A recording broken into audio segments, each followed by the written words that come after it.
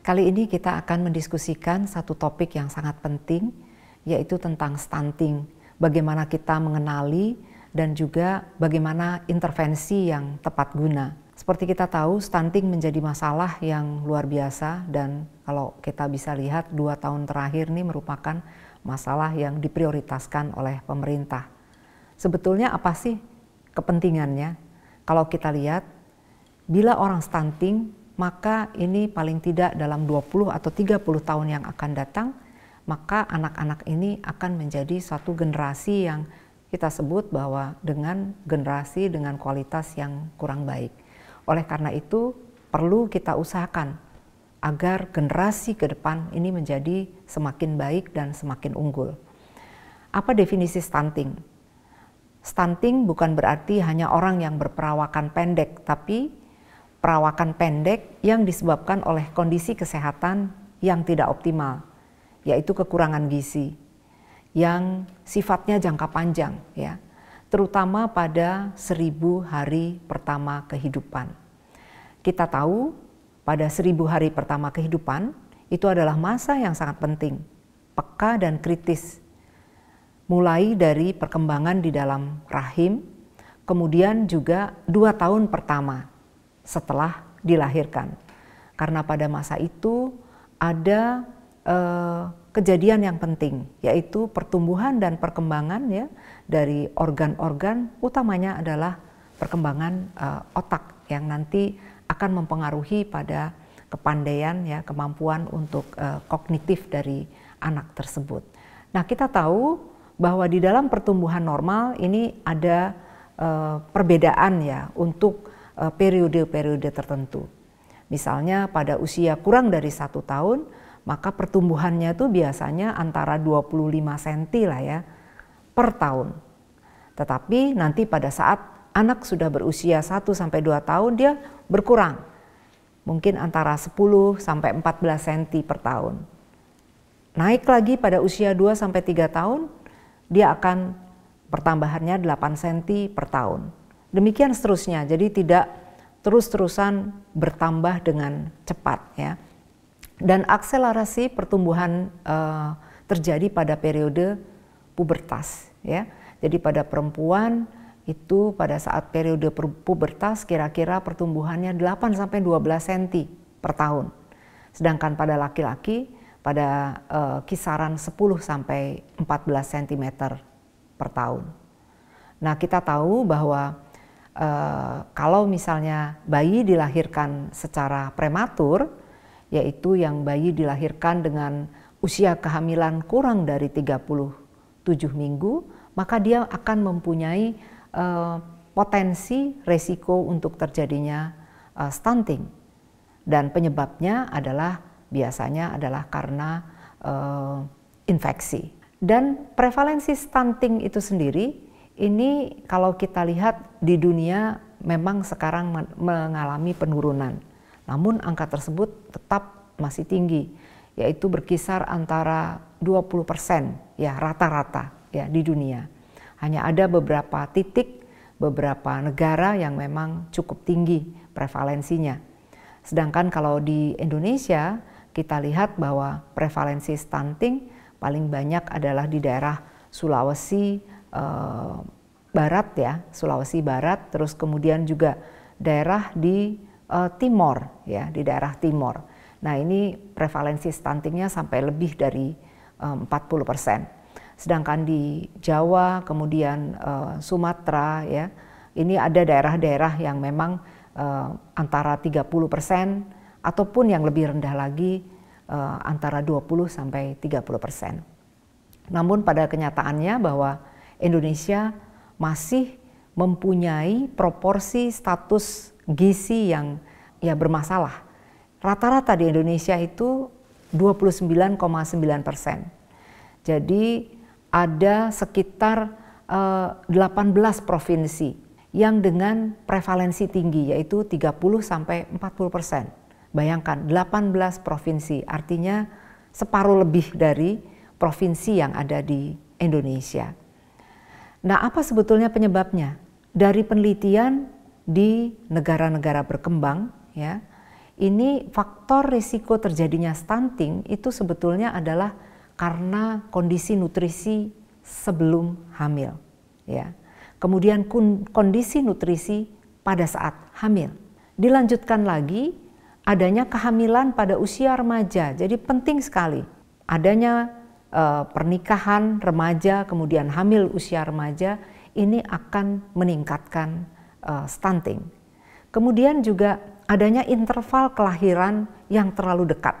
Kemudian yang lain adalah bila memang selama di kandungan dia pertumbuhannya terganggu sehingga dia lahir bayi biasanya kecil ataupun bayi lahir kurang bulan.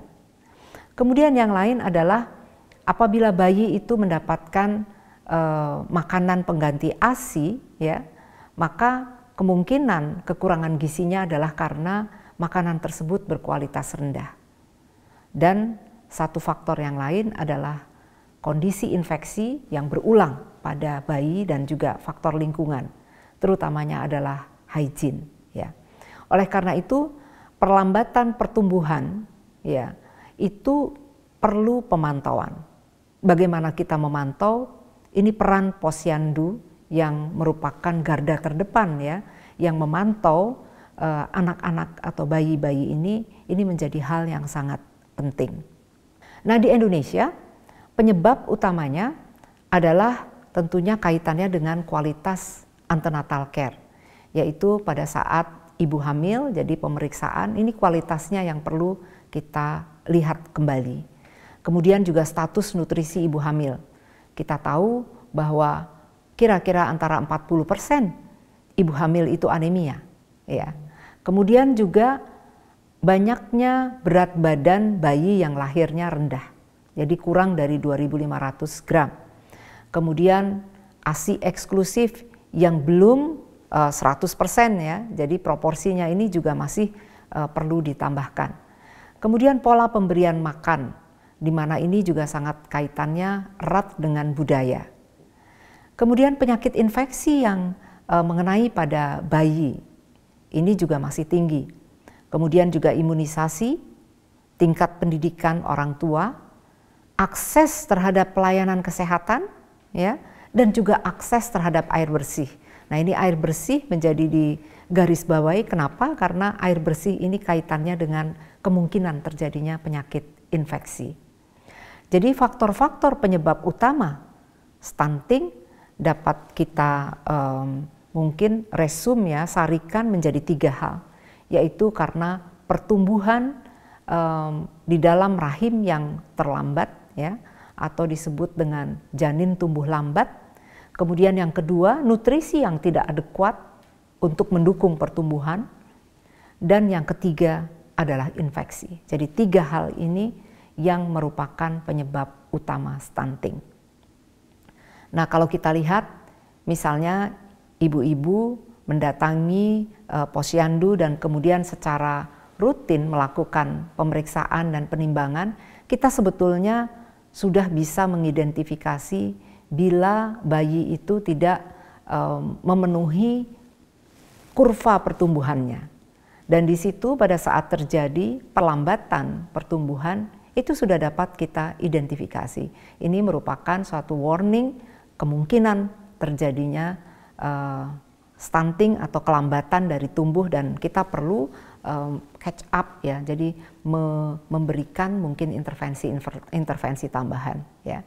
Jadi itu baik pada bayi perempuan ataupun bayi laki-laki, apabila tidak mengikuti kurva pertumbuhan maka kita perlu koreksi sesegera mungkin. Nah, masalah stunting ini kalau kita lihat memang sangat kompleks. Bukan hanya berkaitan dengan asupan gizi ataupun status kesehatan, tetapi banyak sekali yang terkait dengan itu, dan itu multi dimensi. Jadi bukan hanya tanggung jawab dari sektor kesehatan. Kalau kita lihat, ini faktor dari ketahanan pangan sangat penting, dan tentunya ketersediaan dari pangan, keterjangkauan, dan juga akses dan bagaimana caranya mengolah ini menjadi hal yang penting. Dan itu saya kira teman-teman di pertanian, teknologi pertanian ini sangat penting memberikan masukan Kemudian juga lingkungan sosial, ini juga sangat berpengaruh tentang norma. Norma misalnya, bayi segera diberi makanan ya begitu dia lahir. Ada yang sudah memberikan seperti itu. Juga hygiene dan pendidikan ibu ataupun juga lingkungan kesehatannya, ya. Apakah itu berkaitan dengan akses dekat dengan layanan kesehatan, ya. Juga lingkungan pemukiman yang dikaitkan dengan bagaimana kondisi airnya, bagaimana sanitasi lingkungan, dan juga kondisi bangunannya. Sehingga kalau kita lihat tidak berlebihan bahwa isu stunting ini memang multidimensi dan harus diselesaikan oleh semua pihak. Jadi komitmen politis dan kebijakan pelaksanaan aksi ini memang sangat dibutuhkan. Kalau kita kaji, stunting nanti akan bisa memberikan dampak langsung berupa penurunan fungsi kognitif daya pikir. Tetapi juga di sisi lain dia akan meningkatkan kerentanan terhadap penyakit ya, karena dia kondisinya tidak optimal. Kemudian yang lain, jangka panjang dia akan menghambat produktivitas di usia dewasa, dan ini tentunya akan memberikan beban kepada masyarakat ya. Nah, intervensinya kita tahu bahwa untuk penanganan stunting ini pemerintah telah membuat prioritas. Jadi pemetaan paling tidak ada 100 kabupaten kota yang prioritas untuk intervensi anak stunting ya. Dan kalau di Jogja ini adalah Kabupaten Kulon Progo. Ada 2 intervensi di sini, yaitu intervensi yang sifatnya spesifik dan targetnya adalah pada 1000 hari pertama kehidupan, yang ini proporsinya akan menurunkan kira-kira 30% masalah stunting. Dan yang banyak terlibat di sini adalah sektor kesehatan yang sifatnya adalah intervensi jangka pendek. Sedangkan intervensi jangka panjang itu targetnya adalah masyarakat umum dan kita semua. Dan ini diharapkan bisa menurunkan, jadi kalau kita lihat 70% stunting. Jadi tampak jelas di sini intervensi itu bukan hanya tanggung jawab sektor kesehatan, tetapi justru di luar sektor kesehatan ini kontribusinya 70% dalam menurunkan angka stunting.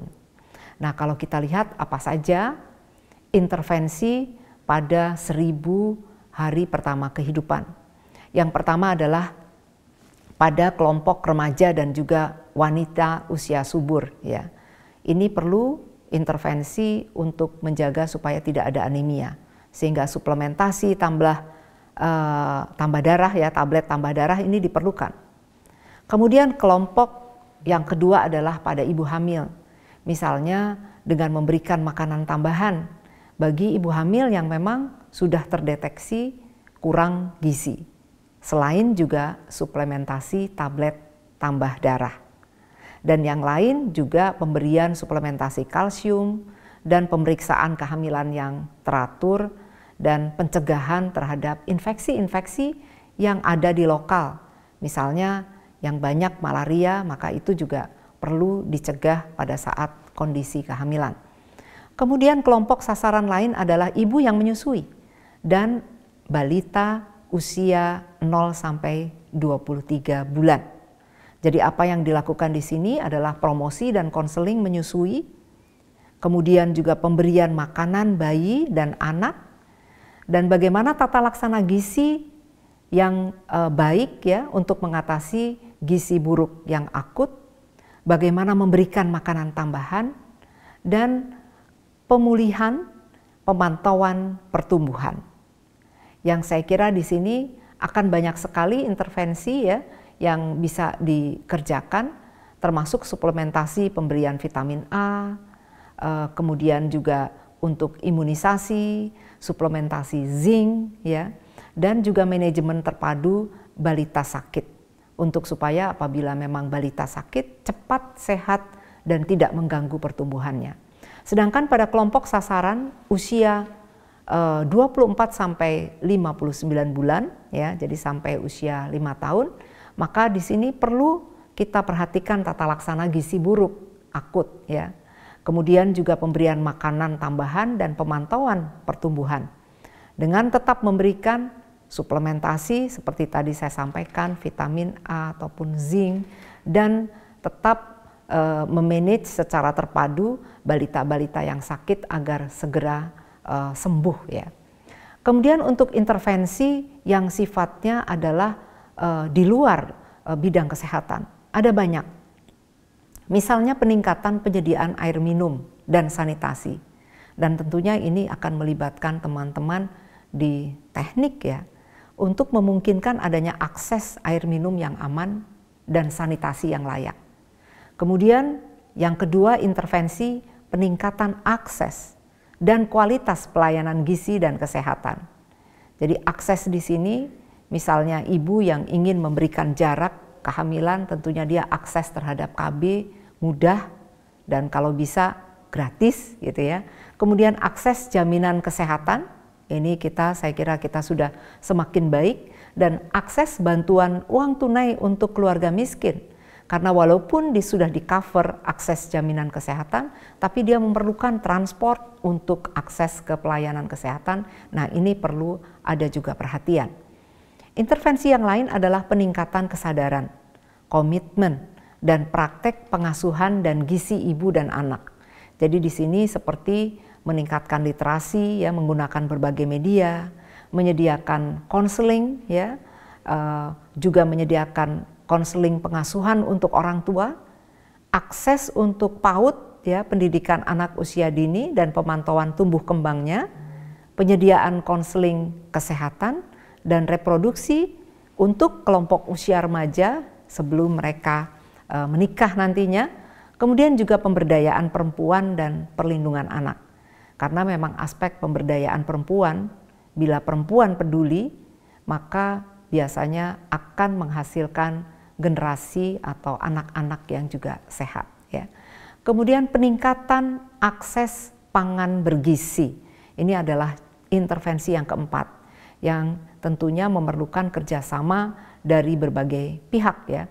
Mulai dari misalnya akses fortifikasi, bantuan pangan ya, dan penguatan regulasi mengenai label dan iklan pangan yang tentunya berkaitan dengan kandungan gizi yang ada di situ. Jadi yang kita lihat bahwa program 1000 hari pertama kehamilan ini dan juga program yang sifatnya jangka panjang sudah saya jelaskan, dan itu keduanya saling melengkapi ya untuk mengatasi stunting yang tadi sudah saya sebutkan. Selain itu, mungkin saya sedikit memberikan penjelasan tentang bagaimana sih tentang makanan pengganti ASI. Kalau kita tahu bahwa makanan pengganti ASI setelah periode ASI eksklusif selama 6 bulan, maka dia harus tepat waktu. Jadi diberikan memang saat kebutuhan zat nutriennya tidak dapat dipenuhi ASI. Jadi biasanya bayi setelah berusia 6 bulan ke atas dia memerlukan lebih banyak zat nutrien. Kemudian yang kedua, MPASI itu harus adekuat. Jadi adekuat dalam hal ini mencukupi nutrien yang diperlukan. Dan yang ketiga adalah aman, yaitu diproses secara higienis ya, baik untuk persiapan, pemberian ataupun penyimpanannya. Kemudian yang keempat adalah tepat cara pemberiannya. Jadi sesuai dengan tanda lapar kenyang dari bayi. Jadi bayi sebetulnya memberikan, dia belum bisa ngomong tapi memberikan sinyal ya. Kemudian juga kita akan melihat juga bagaimana pemberian tekstur yang tepat untuk bayi, jumlahnya serta frekuensinya. Jadi kalau misalnya kita lihat bayi kepalanya tetap tegak dan stabil saat bayi didudukan ya. Nah, makanya biasanya ini bayi itu sudah kira-kira membutuhkan tambahan makanan ya selain ASI. Atau dia selain mendapatkan ASI, dia mulai menunjukkan perilaku menjulurkan lidah ya. Nah, refleks ini sebetulnya juga merupakan salah satu petanda bahwa bayi memerlukan tambahan ya selain ASI ya. Atau mungkin yang lain, bayi mulai seleranya meningkat ya. Jadi menyusunya bisa berkali-kali, bisa 8 sampai 10 kali sehari. Nah, kalau seperti ini berarti memang bayi memerlukan tambahan nutrien lain selain ASI ya. Kemudian saya juga perlu memberi pesan tentang penyiapan yang aman dan higienis. Jadi jangan lupa harus menjaga kebersihan dengan mencuci tangan, dengan dimasak dengan benar, tidak terlalu matang ya sehingga kehilangan vitamin dan gizinya di situ. Kemudian juga harus dalam suhu yang tepat, tidak terlalu dingin, tidak terlalu panas ya. Kemudian juga harus kita dalam penyimpanan harus kita pisahkan. Jangan menjadikan satu makanan yang sudah matang dengan makanan mentah. Dan yang lain adalah memakai air ya, bahan baku yang tentunya aman untuk dikonsumsi. Kemudian yang lain adalah kapan makanan pengganti atau penambah ini, ASI ini dapat diberikan. Nah, ini sebetulnya kita perlu melakukan apa yang disebut dengan responsive feeding. Jadi kita memberikan sesuai dengan respon dari si bayi ya. Jadi proses makan ini memang seperti ada interaksi antara bayi dengan ibunya. Dan tentunya dengan menyuapi ya. Kalau untuk anak yang sudah lebih besar, misalnya udah 9 bulan gitu ya, mungkin dia dicoba untuk makan sendiri, dikombinasi sendiri dengan disuapi ya. Kemudian yang lain juga tidak boleh memaksa ya. Jadi perlu kesabaran. Jadi bagaimana ini tentunya masing-masing anak mempunyai keunikan tersendiri ya. Kemudian juga memperhatikan tanda lapar dan kenyang dan hindari distraksi. Misalnya makan tapi sambil melihat YouTube gitu ya. Jadi itu juga kurang baik karena dengan demikian anak tidak bisa merasakan menikmati ya bagaimana proses makan itu sendiri ya, dan itu akan mengganggu. Saya kira itu yang bisa saya sampaikan. Terima kasih, semoga bermanfaat.